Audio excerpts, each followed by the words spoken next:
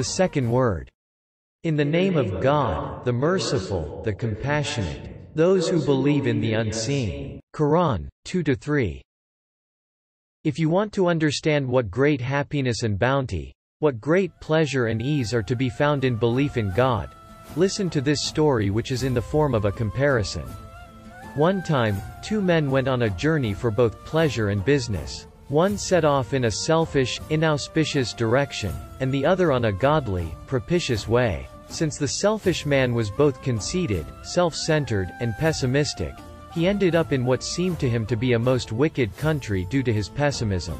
He looked around and everywhere saw the powerless and the unfortunate lamenting in the grasp of fearsome bullying tyrants, weeping at their destruction. He saw the same grievous, painful situation in all the places he traveled.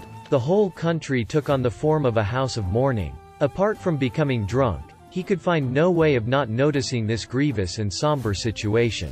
For everyone seemed to him to be an enemy and foreign. And all around he saw horrible corpses and despairing, weeping orphans. His conscience was in a state of torment. The other man was godly, devout, fair-minded, and with fine morals, so that the country he came to was most excellent in his view.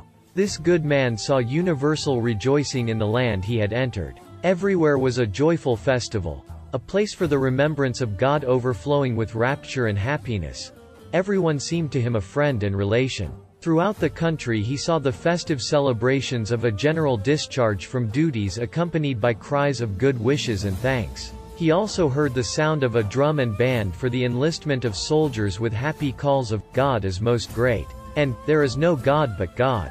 Rather than being grieved at the suffering of both himself and all the people like the first miserable man, this fortunate man was pleased and happy at both his own joy and that of all the inhabitants. Furthermore, he was able to do some profitable trade. He offered thanks to God. After some while he returned and came across the other man. He understood his condition, and said to him, "You are out of your mind. The ugliness within you must have been reflected on the outer world so that you imagined laughter to be weeping, and the discharge from duties to be sack and pillage. Come to your senses and purify your heart so that this calamitous veil is raised from your eyes and you can see the truth. For the country of an utterly just, compassionate, beneficent, powerful, order-loving, and kind king could not be as you imagined, nor could a country which demonstrated this number of clear signs of progress and achievement." The unhappy man later came to his senses and repented. He said, "Yes, I was crazy through drink.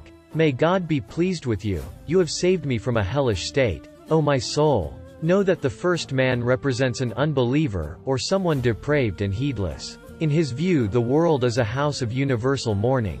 All living creature are orphans weeping at the blows of death and separation. Man and the animals are alone and without ties, being ripped apart by the talons of the appointed hour. Mighty beings like the mountains and oceans are like horrendous, lifeless corpses. Many grievous, crushing, terrifying delusions like these arise from his unbelief and misguidance, and torment him. As for the other man, he is a believer. He recognizes and affirms Almighty God. In his view this world is an abode where the names of the All-Merciful One are constantly recited, a place of instruction for man and the animals, and a field of examination for man and jinn. All animal and human deaths are a demobilization. Those who have completed their duties of life depart from this transient world for another, happy and trouble-free world, so that place may be made for new officials to come and work.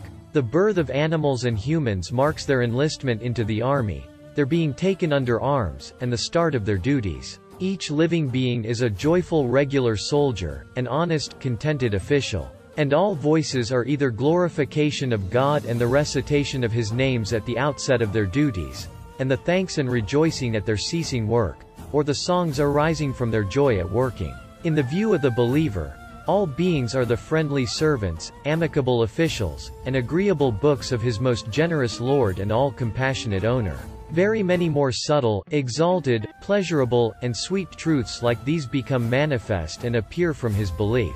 That is to say, belief in God bears the seed of what is in effect a tuba tree of paradise, while unbelief conceals the seed of a zakum tree of hell. That means that salvation and security are only to be found in Islam and belief. In which case, we should continually say, "Praise be to God for the religion of Islam and perfect belief." Note: tuba tree. This is a tree in paradise whose roots hang down in the air and branches down. Zakkum tree. This is the name of a tree in hell. By subscribing to our channel, you can be informed about new videos.